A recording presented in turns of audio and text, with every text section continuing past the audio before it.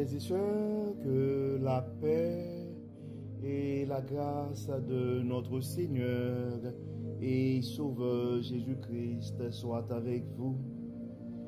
Ici et de Boyou et Redemption Ministries pour notre dévotion matinale pour ce lundi 9 septembre 2024.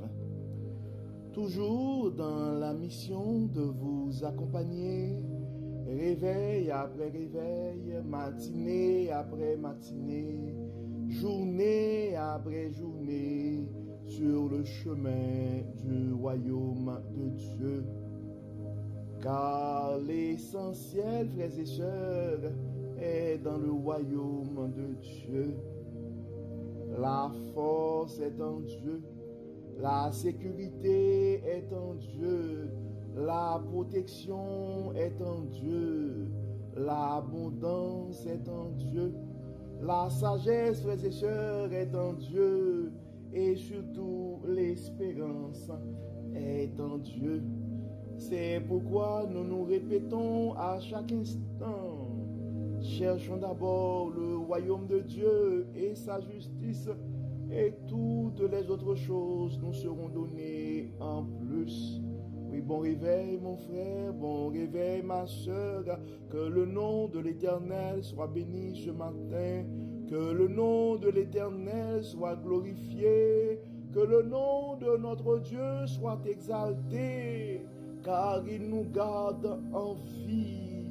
Il nous a permis de nous réveiller ce matin. Beaucoup n'ont pas survécu cette nuit, frères et sœurs. Beaucoup ne se sont pas réveillés ce matin. Oui, puisque nous respirons encore, nous devons rendre gloire à notre Dieu. Car le psalmiste nous dit dans le psaume 150 que tous ceux qui respirent louent l'Éternel. Oui, Ebenezer, Ebenezer, jusqu'ici, l'Éternel nous a secourus. C'est ici, frères et sœurs, la journée que l'Éternel a faite et qu'elle soit pour nous un sujet de gloire et de louange. Oui, frères et sœurs, nous devons bénir le nom de l'Éternel, particulièrement quand nous avons cette possibilité d'avoir un réveil avec Dieu. C'est la raison d'être, frères et sœurs, de notre dévotion matinale. C'est nous donner cette opportunité de pouvoir commencer notre journée avec Dieu. Car un réveil avec Dieu nous donne cette opportunité de pouvoir d'avoir une journée remplie de sa faveur. Et si nous arrivons, frères et sœurs, à vivre une journée après journée dans la faveur de Dieu, nous allons finir par avoir une année 2024 telle que souhaitée, une année de la bonté de Dieu.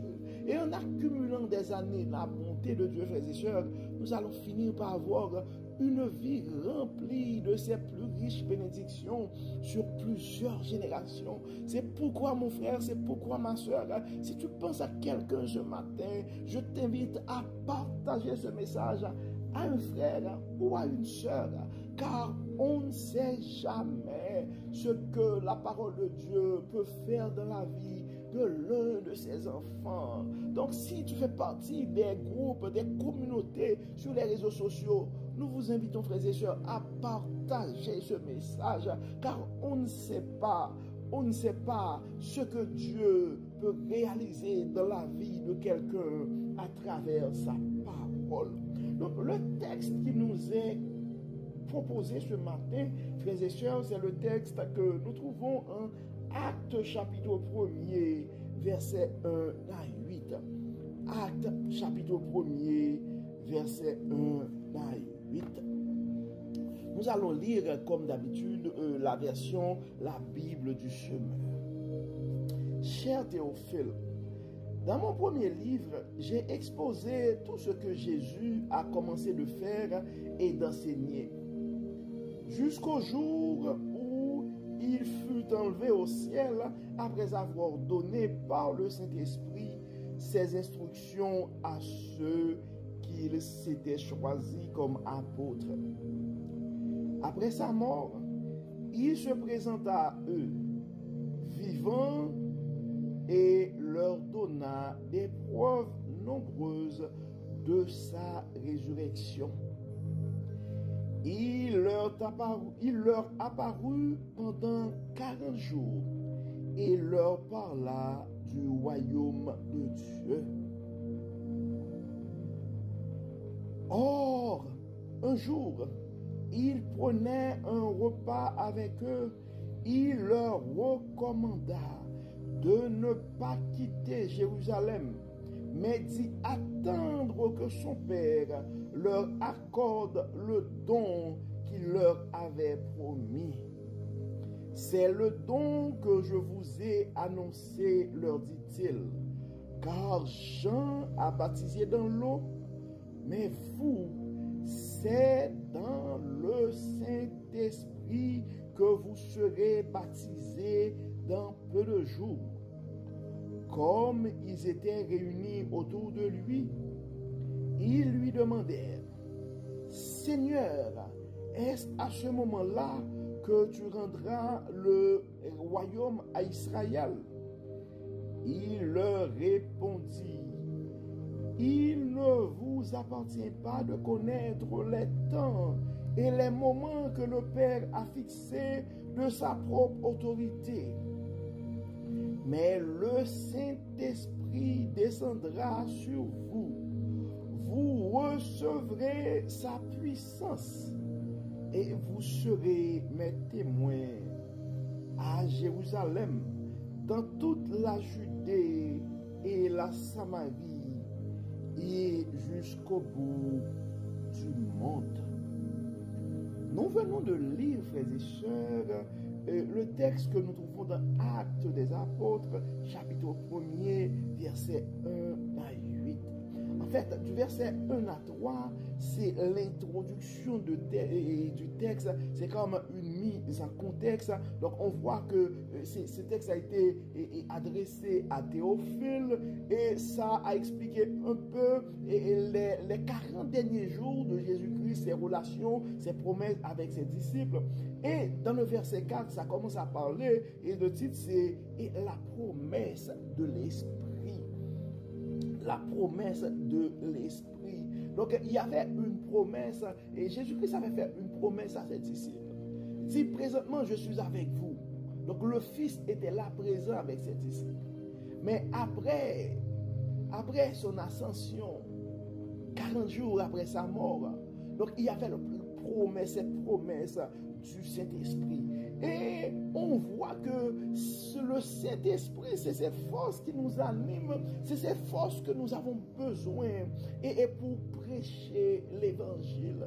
Donc c'est pourquoi, frères et sœurs, nous devons comprendre l'importance du Saint-Esprit. Donc en tant que chrétien, en tant que disciple de Christ, nous avons le Saint-Esprit en nous, mais nous devons comprendre que des fois, quand nous péchons, nous pouvons attrister le Saint-Esprit en nous. La première chose que nous devons savoir, que le Saint-Esprit, c'est une puissance que nous avons en nous. Donc, puisque nous avons cette puissance-là, nous devons faire en sorte de garder cette puissance active. Donc, nous devons nous efforcer, frères et sœurs, pour ne pas attrister le Saint-Esprit qui est en nous. Mais nous devons comprendre, frères et sœurs, nous devons comprendre. Et comme nous l'avions dit hier, nous sommes des témoins du royaume. Nous sommes en mission. Nous avons un parcours à faire sur le chemin du royaume pour la gloire de Dieu.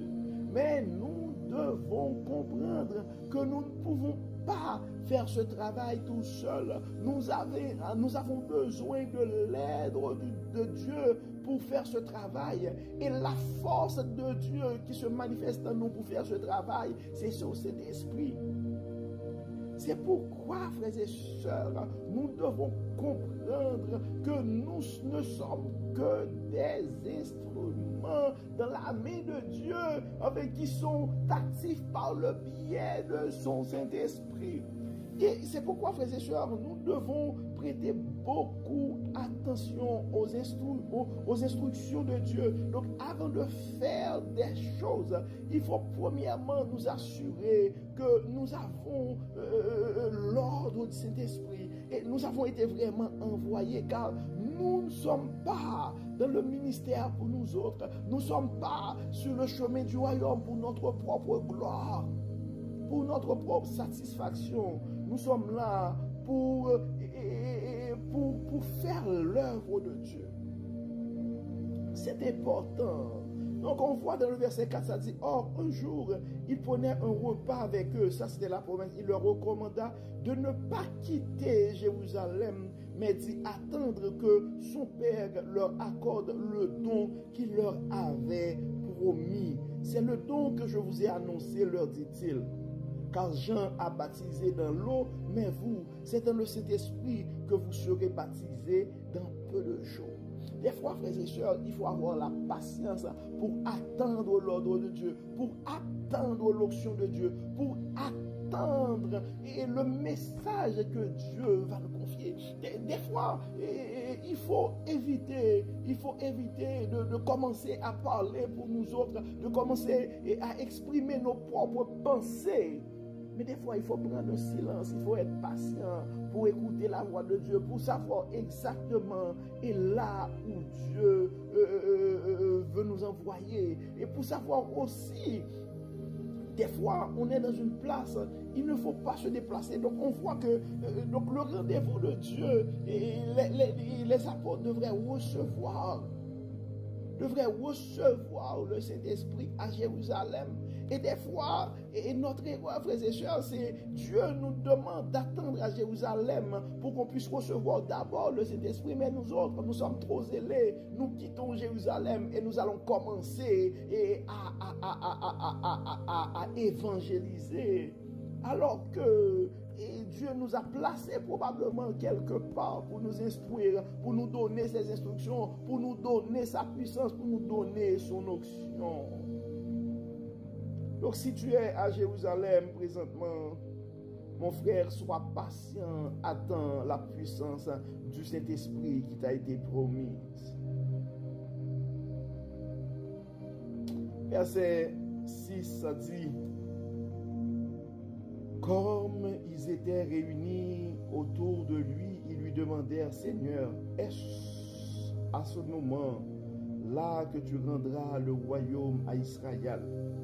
Il leur répondit, il ne vous appartient pas de connaître les temps et les moments que le Père a fixés de sa propre autorité. Mais le Saint-Esprit descendra sur vous. Vous recevrez sa puissance et vous serez mes témoins à Jérusalem, dans toute la Judée et la Samarie et jusqu'au bout du monde. Des fois, frères et sœurs, la première chose que nous devons comprendre dans ce message, et l'agenda de Dieu, c'est le bon. L'agenda de Dieu, c'est l'agenda à appliquer, c'est l'agenda à suivre. Le plan divin, c'est le plan gagnant.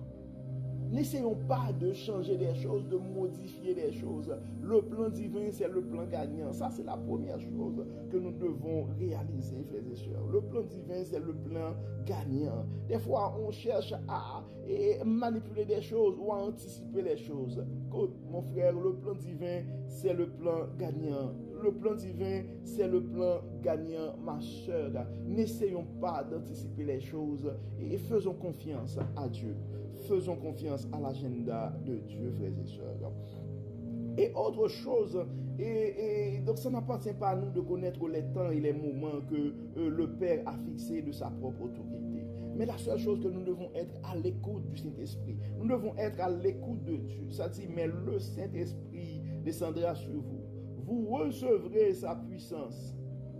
Et après avoir reçu sa puissance, après avoir reçu le Saint-Esprit, et vous serez mes témoins d'abord à Jérusalem. Des fois, on essaie d'évangéliser les autres alors que Dieu nous a placés dans notre famille et pour développer ce ministère. Probablement, tu n'as pas encore la mission, mon frère. Probablement, tu n'as pas encore la mission, ma soeur, pour aller et prêcher ailleurs. Mais ta mission, probablement, c'est sauver ces enfants que Dieu t'a confiés. Parce que des fois, les promesses de Dieu dans nos vies, c'est sur plusieurs générations. Probablement, ta mission, ce n'est pas d'être un prédicateur, d'être un pasteur, d'être quelqu'un qui travaille dans le ministère, mais probablement c'est éduquer ou nourrir quelqu'un qui sera un pasteur, qui sera très actif dans le ministère, qui sera un prophète pour le peuple de Dieu. Nous devons comprendre, frères et sœurs, que Dieu, dans son plan divin, peut nous assigner à la place de son choix. Et nous ne pouvons réussir que à la place que Dieu nous a assignée. Nous devons faire attention. C'est comme quand on fait le sport, quand on joue au soccer. Si notre place, c'est de jouer dans la défense, eh bien, nous ne devons pas laisser notre place et aller essayer de marquer parce que notre équipe est menée au score. Donc ta place probablement c'est te défendre, et reste à ta place et fais confiance et à l'entraîneur par excellence qui est Dieu. Donc si Dieu t'a placé quelque part, fais confiance à son Saint-Esprit, parce que à la fin, frères et sœurs, à la fin, nous sommes dans le service pour la gloire de Dieu. Donc, frères et sœurs, il y a, je pourrais dire, trois choses que nous devons retenir ce matin. Et la première chose que nous devons retenir, il ne faut jamais minimiser le Saint-Esprit. Il faut avoir du respect et protéger cette puissance qui est en nous, le Saint-Esprit. Nous devons nous efforcer pour ne pas attrister le Saint-Esprit en nous, car le Saint-Esprit, c'est une puissance. La deuxième chose, frères et sœurs, avant de commencer à faire des choses, nous devons nous assurer que nous avons l'assignation du Maître, que nous avons été assignés, que Dieu nous avait vraiment placés dans cet endroit. Et nous devons être obéissants. Nous devons être obéissants et écouter la voix de Dieu. Si Dieu nous demande de rester à une place, nous devons rester à cette place-là.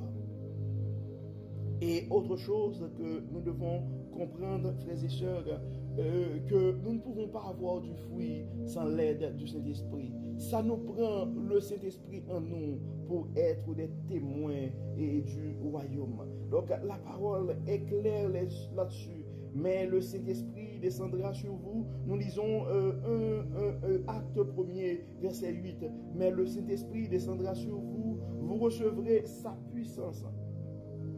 Et vous serez mes témoins. D'abord à Jérusalem, dans toute la Judée et la Samarie, et jusqu'au bout du monde. Des fois, il y a des étapes à franchir, frères et sœurs, et il faut être patient dans la vie. Donc c'est pourquoi nous allons prier ce matin. Nous allons premièrement remercier Dieu pour son Saint-Esprit. Oui, car c'est la puissance de Dieu en nous, le Saint-Esprit. Et nous allons demander à Dieu aussi de nous aider à avoir un comportement digne du royaume pour respecter ces ordonnances afin que pour que l'esprit qui soit en nous soit protégé, ne soit pas attristé. Et nous allons prier Dieu aussi, frères et sœurs, afin qu'il puisse nous aider à être disciplinés et afin que nous puissions vraiment suivre son instruction et faire confiance à son agenda, à son plan qu'il a pour nos vies. Et nous allons prier aussi pour que Dieu puisse nous aider à être vraiment des témoins, et non seulement à Jérusalem, mais dans toute la Samarie jusqu'aux extrémités du monde. Et comme d'habitude, nous allons intercéder pour nos frères et sœurs, nous allons intercéder nous allons intercéder pour nos frères et sœurs, nous allons intercéder pour nos malades et nous allons intercéder pour nos familles qui sont en train de vivre des situations difficiles et nous allons rendre gloire à Dieu aussi pour les familles qui ont eu de belles réalisations. Prions Dieu. Dieu clément, Dieu trois fois saint, nous te disons merci Seigneur pour ton amour, merci pour ta fidélité, merci pour ta grâce et merci Seigneur pour le don de ton Saint-Esprit et merci Seigneur parce que hommes infidèles que nous sommes, hommes imparfaits que nous sommes, tu as quand même placé ton Saint-Esprit en nous, cette puissance pour pouvoir proclamer ta parole et merci Seigneur parce que à travers cet Saint-Esprit et ton Saint-Esprit que tu as mis en nous, nous sommes en mesure de nous identifier comme des témoins de ton royaume et annoncer ta sagesse et annoncer ton message d'amour au monde entier.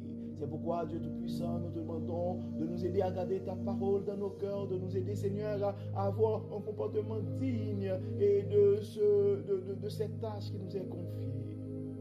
Assiste-nous, Dieu clément, guide-nous, enlève-nous tout ce qui n'est pas de toi et permets, Seigneur, que ton Saint-Esprit soit notre seul guide.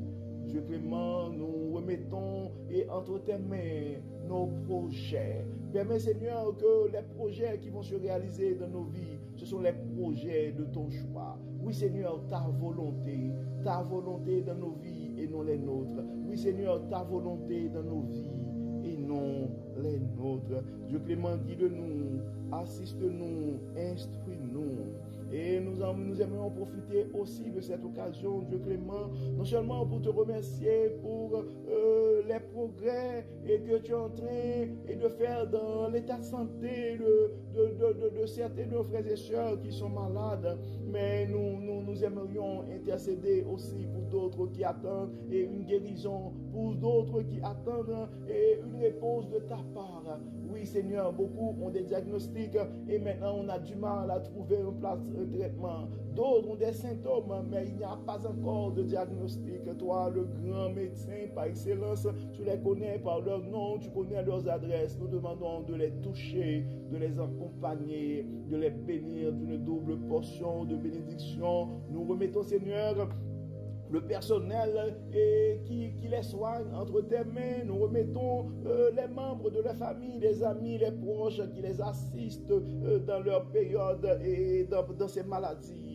Nous les remettons tous entre tes mains. Nous aimerions remettre aussi entre tes mains les familles qui sont en difficulté. Et nous savons, Dieu clément, tu es le Dieu de toute puissance. Tu es le Dieu qui apporte la joie aux cœurs attristés. Tu es le Dieu qui apporte la paix aux esprits troublés, aux cœurs angoissés. Tu les connais par leur nom. Tu vois les désirs de leur cœur, Dieu clément. Nous te demandons d'intervenir dans ces familles et d'établir ta paix. Oui, Dieu clément, nous te demandons d'intervenir dans ces familles et de rétablir la communication, de rétablir la compréhension, de rétablir le pardon, de rétablir l'entente, de rétablir l'union, de rétablir l'amour, Dieu de Tout-Puissant. Nous remettons aussi entre tes mains d'autres frères et sœurs qui ont des problèmes financiers. Tu es le pourvoyeur par excellence de nos seigneurs de pouvoir à leurs besoins. Nous avons d'autres frères et sœurs qui ont des soucis pour leur avenir. Ça pourrait être leur carrière, leurs entreprises ou leurs enfants. L'avenir est entre tes mains. Nous te demandons, Dieu clément, d'éclairer, de permettre, Seigneur, que ton Saint-Esprit puisse animer ses frères et sœurs et d'éclairer leur chemin. Dieu clément, nous remettons entre tes mains chaque frère, chaque sœur qui est en train de vivre avec une addiction quelconque. Nous les remettons entre tes mains. D'autres ont toute forme de problème de consommation. Nous demandons, Dieu clément, de les assister. Dieu clément, nous remettons entre tes mains chaque jeune et chaque adulte, chaque aîné de notre communauté. tu les connais par leur nom. Nous demandons, Seigneur, de les fortifier, de les guider. Tu connais les projets de leur cœur. Nous remettons entre tes mains et nos jeunes qui souhaitent se marier bientôt. Nous demandons, Dieu clément, de les conduire et dans cette aventure, de les conduire dans leur démarche et de les aider, de les assister. Dieu clément, d'autres, Dieu clément, et souhaitent avoir un enfant. Et tu es le grand pourvoyeur. Nous te demandons, Dieu clément, de bénir ses entrailles. Dieu clément, il y a d'autres familles qui ont d'autres projets, probablement, et la famille commence à grandir, et ils aimeraient probablement acheter une maison, d'autres probablement c'est une voiture, et parce que ça commence à grandir, Dieu clément, et tu connais les besoins de tes enfants. Nous te demandons, Seigneur, de pouvoir à leurs besoins. Nous, Seigneur, de les conduire sur la bonne voie, mais surtout, Seigneur, donne-nous de comprendre que la chose que nous devons prioriser, c'est notre parcours sur le chemin du royaume. D'autres, Seigneur, sont nouveaux dans un pays étranger et cherchent à se retrouver. Nous te demandons, Seigneur, de frayer des chemins, de créer des routes, de créer des connexions pour ses frères et sœurs. Dieu clément, bénis, guéris et guide-nous, Dieu clément. Nous comptons sur toi. Permets que notre seul guide soit ton Saint-Esprit. Assiste-nous, protège-nous, guide-nous et que tout soit fait dans nos vies pour la gloire de ton nom. Au nom de Jésus. Amen. Amen. Frères et sœurs, nous arrivons au terme de notre dévotion pour ce lundi 9 septembre 2024. Nous espérons que votre âme a été bénie et d'ici là, et nous vous souhaitons une excellente journée sous le regard du Dieu Tout-Puissant. Que le Seigneur nous bénisse, que le Seigneur nous protège, que le Seigneur nous accorde sa grâce. Au nom de Jésus. Amen. Amen. Encore une fois, bon lundi, bonne semaine sous le regard du Dieu Tout-Puissant. Et à demain. Bye bye.